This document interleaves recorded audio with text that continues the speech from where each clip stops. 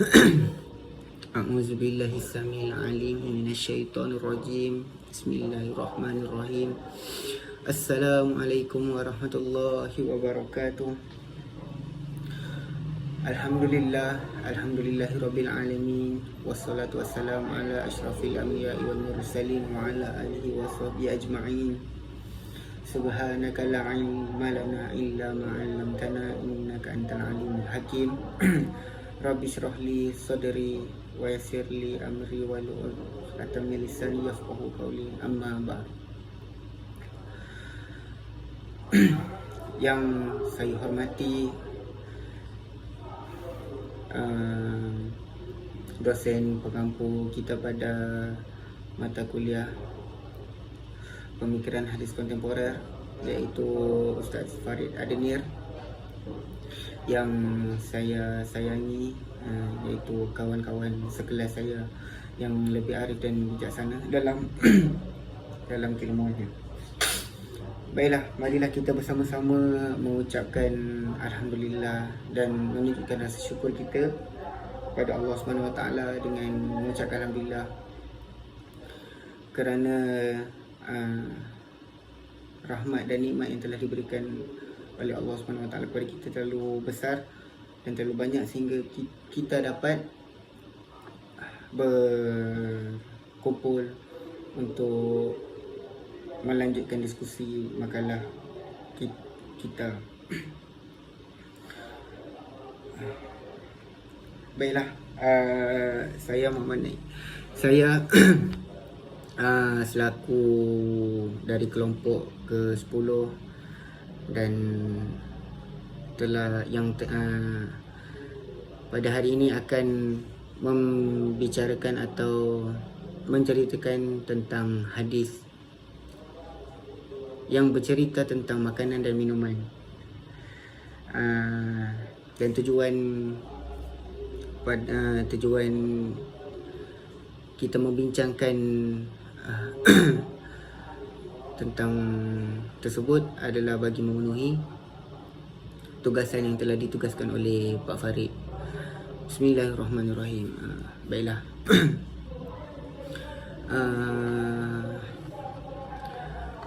Seperti yang kita ketahui dan seperti mana yang kita maklum,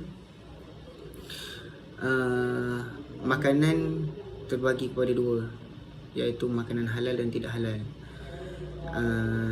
Dalam konteks lain, di dalam pada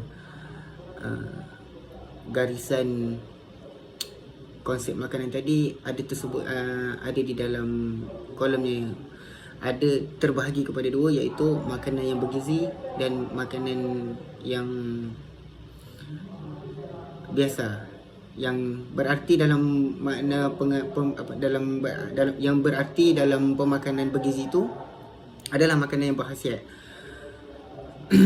Baiklah, saya akan memberi makna dari makanan bergizi.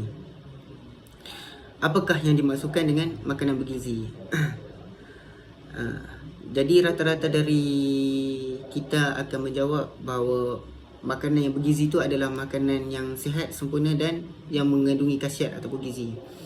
Jadi sebenarnya makanan bergizi itu adalah makanan yang mengandungi unsur karbohidrat, protein, lemak, vitamin yang dibutuhkan oleh badan.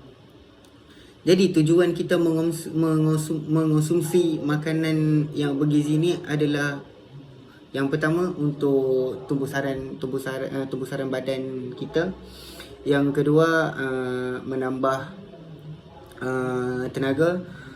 Yang ketiga, bagi mengelakkan segala kemudaratan yang bakal berlaku jika kita tidak mengonsumsi makanan yang tidak bergizi. Jadi antara makanan yang mengandungi karbohidrat itu adalah, yang pertama, nasi ataupun beras yang telah dimasak. Yang kedua, roti ataupun gandum. Yang ketiga, seperti semacam cereal gitu. Dan yang kedua, protein, protein dalam istilah lain tu boleh dikatakan daging, seperti daging ikan, daging ayam, daging kambing, kerbau dan segala macam. Dan yang ketiga adalah sayur dan buah-buahan, iaitu sumber vitamin yang diperlukan di dalam tubuh. Ada pun makanan yang baik dapat dipertimbangkan dengan akal dan ukurannya untuk sihat. Artinya makanan yang baik adalah makanan yang berguna dan tidak membahayakan bagi tubuh manusia dilihat dari sudut kesihatan. Jadi dari tiga pembahagian yang saya kasih tu tak semestinya apa yang saya bilang tadi dikatakan sebagai boleh dimasukkan dalam syarat makanan yang berkhasiat, kerana pada zaman yang moden sekarang ni terlalu banyak suplemen seperti suplemen obat-obatan seperti vitamin, seperti apa lagi,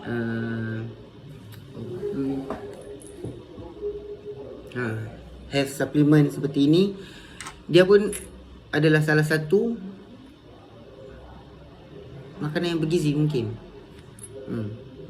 Bagi saya itu bergizi kerana dia mempunyai segala keperluan seperti vitamin C, vitamin D dan vitamin E bagi menyihatkan tubuh badan kita dan melengkapkan apa yang kurang di badan kita. Baiklah, saya akan menceritakan contoh-contoh hadis yang berkaitan dengan makanan bergizi. Tadi sudah saya jelaskan bahwasanya setelah saya jelaskan pembahagian dari makanan yang bergizi, dan antara contoh dan hadis berkaitan dengan makanan bergizi yang pertama adalah kurma. Jadi apakah khasiat, apakah manfaat daripada kurma ni? Mengapakah orang yang di bulan puasa tu sering memakan kurma sebelum setelah berbuka, sebelum kita memakan makanan yang berat, dan juga memakan kurma sewaktu bersahur. Jadi manfaat khasiat kurma ditinjau dari sudut pandang medis, menguatkan khabar Al-Quranul Karim dan As-Sunnah tentang khasiat keutamaan kurma. Sebahagian dari manfaat kurma berfungsi untuk menguatkan sel usus dan dapat membantu melancarkan saluran kencing kerana mengandungi serabut ataupun serat-serat yang bertugas mengontrol laju gerak usus dan menguatkan rahim, terutama ketika melahirkan. Penelitian yang terbaru mengatakan bahawa buah rutab iaitu kurma basah mempunyai pengaruh mengontrol laju gerak rahim dan menambahkan masa sistolnya, kontraksi jantung ketika darah dipompa ke seluruh badan. Dalam Sahih Bukhari dan Sahih Muslim diriwayatkan hadis dari Sa'ad bin Abi Waqqas dari Nabi Muhammad SAW bahawa beliau pernah bersabda, sami'tu Rasulullah SAW mentasbahu sabit tamarat ujuwah lam yadirhu dhalika al-yawm summa wala sihr. Barang siapa yang mengonsumsi 7 buah butir kurma ajwa pada pagi hari, maka pada hari itu dia tidak akan terkena racun maupun sihir. Hadis yang saya sebutkan tadi atau yang saya bicarakan tadi, hadis yang tersebut ditemukan dalam kitab Lu'lu' wal Marjan karya Muhammad Fuad bin Abdul Baqi' Ibn Saleh Ibn Muhammad. Riwayat di atas diriwayatkan oleh sahabat Sa'an, Aisyah, Abu Hurairah bin Jabir. Hadis ini mempunyai banyak sekali kandungan faedahnya, sebagaimana yang dituturkan oleh Ibnul Qayyim rahimahullah dalam kitabnya At-Tib An-Nawawi. Adalah sakit yang menyerang bahagian liver, iaitu bahagian hati, dan kurma memiliki khasiat yang menakjubkan untuk menyembuhkan penyakit ini dengan izin Allah. Terutama sekali kurma dari Madinah, khususnya jenis ajwa. Pembatasan pada jumlah 7 itu juga mengandungi khasiat yang hanya diketahui rahsia oleh Allah Subhanahu Wa Taala. Dalam dan ada disebut dalam kitab lain, iaitu Asal Al-Marwiyah, dikatakan bahawa memakan kurma dapat menjaga tubuh dari gangguan usus. An Abi Hurairah qala Rasulullah sallallahu alaihi wasallam akal al-amru amama min qawil, wallahu alam, enggak ada baris payah. Jadi saya bacakan terjemahnya aja. Dari Abi Hurairah radhiyallahu anhu berkata, Rasulullah sallallahu alaihi wasallam sabda, memakan kurma dapat memberikan perlindungan dari gangguan usus.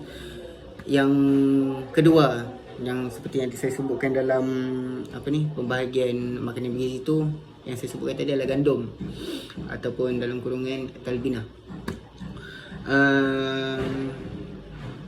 Hadis riwayat Al-Bukhari nombor 5417 yang bermaksud dari Aisyah, isteri Nabi SAW, bahawasanya bila salah seorang dari keluarganya meninggal dan kaum wanita pun berkumpul lalu bubar kecuali pihak keluarganya, beliau menyuruh untuk menyediakan periuk berisikan bubur yang dimasak dari gandum lembut. Kemudian ia membuat campuran daging dan roti dan menuangkan gandum lembut yang telah direbus. Setelah itu Aisyah berkata, makanlah darinya kerana aku telah mendengar Rasulullah SAW bersabda, talbinah bisa menghimpun hati yang sakit, menghilangkan ataupun dalam kurungan menghilangkan kesedihan. Jadi Ibn Hajar rahimahullah berkata, talbinah akan semakin bermanfaat jika semakin lembut, matang, tidak ada yang menggumpal dan tidak ada yang kasar. Seperti yang kita ketahui, gandum ini terbuat daripada, kalau dalam metode pembuatan roti tu, jadi roti tu berasal dari gandum. Dan hadis ini saya secara alami saya membuat sedikit penelitian bahawa ya betul, dengan sedikit gandum tu dia dapat menenangkan hati yang sakit dan menghilangkan kesedihan.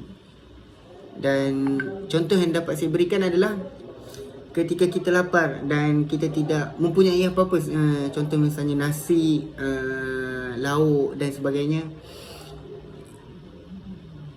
kita cuba untuk dalam waktu keadaan kita lapar tu, dan kita mencuba untuk makan roti yang terbentuknya tu dari gandum. Dan apakah perasaan anda apabila anda makan? Anda lapar tapi anda tak punya apa-apa, tapi anda makan, apa yang anda dapati cuma sebuku roti.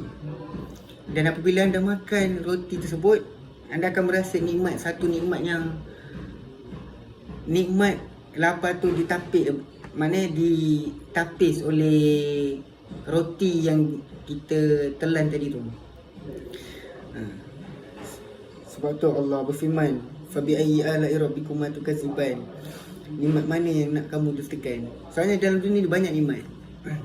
Dan salah satu nikmat tu adalah nikmat makan. Yang ketiga adalah zaitun. Ada hadisnya yang bermaksud, makanlah zaitun dan pakailah minyaknya kerana ia berasal daripada pohon yang diberkati. Buah tin, penjelasan daripada buah tin atau buah zaitun, sejenis buah yang banyak terdapat di Timur Tengah. Apabila telah matang, ia berwarna coklat, berbiji seperti tomat. Rasanya manis dan dinilai sebagai kadar gizi yang tinggi serta mudah dicerna. Bahkan secara tradisional ia digunakan oleh ubat penghancur batu-batuan pada saluran kencing dan penyembuh buasi. Dalam riwayat dinisbatkan kepada Nabi Muhammad SAW, kerana beliau bersabda, makanlah buah tin kerana ia menyembuhkan wasi. Nanti hadis tu bisa dibaca dalam makalah ya. Yang keempat adalah susu sapi. Yang kelima, buah delima.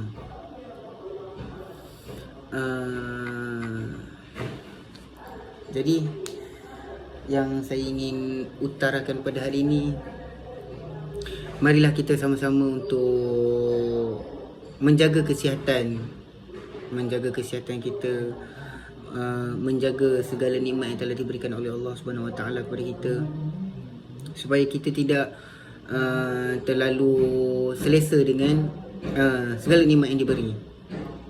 Kerana dalam pada waktu kita mendapat nikmat, kemungkinan besar untuk kita kehilangan nikmat tu pun juga besar. Jadi marilah kita bersama-sama mengucapkan alhamdulillah, syukur kita kepada Allah Subhanahu Wa Taala dengan segala rahmat dan kurnianya. Kita dapat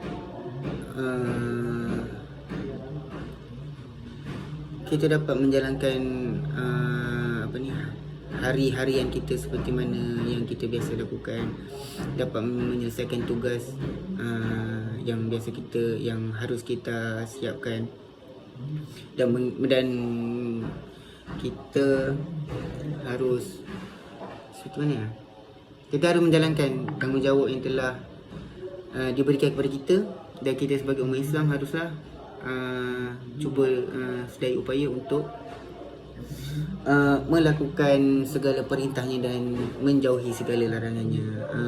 Mudah-mudahan Allah memberkati kita semua, segala umat Islam di dunia ini,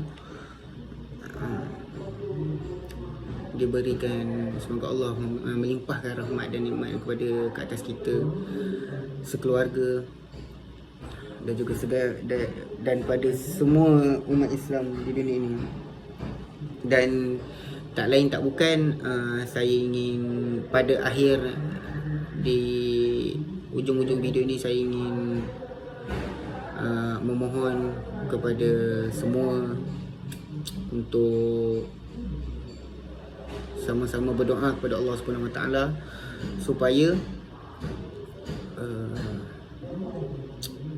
supaya di negara saya, di Malaysia, banjir di Malaysia sekarang dah makin teruk, dan kampung saya tu 90% telah ditenggelami oleh air banjir. Bukan 90%, mungkin dah 100%, semuanya ditenggelami banjir. Jadi saya memohon kepada semua supaya sama-sama berdoa kepada Allah, supaya semua umat, semua sahabat-sahabat saya, keluarga saya di Malaysia itu dipermudahkan segala urusannya, dan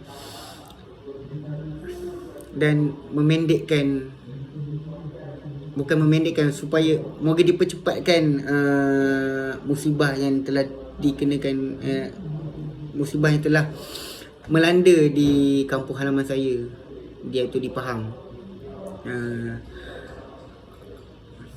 Moga dapat memberi manfaat kepada semua. Wabillahi taufiq wal hidayah. Wassalamualaikum warahmatullahi wabarakatuh. Assalamualaikum.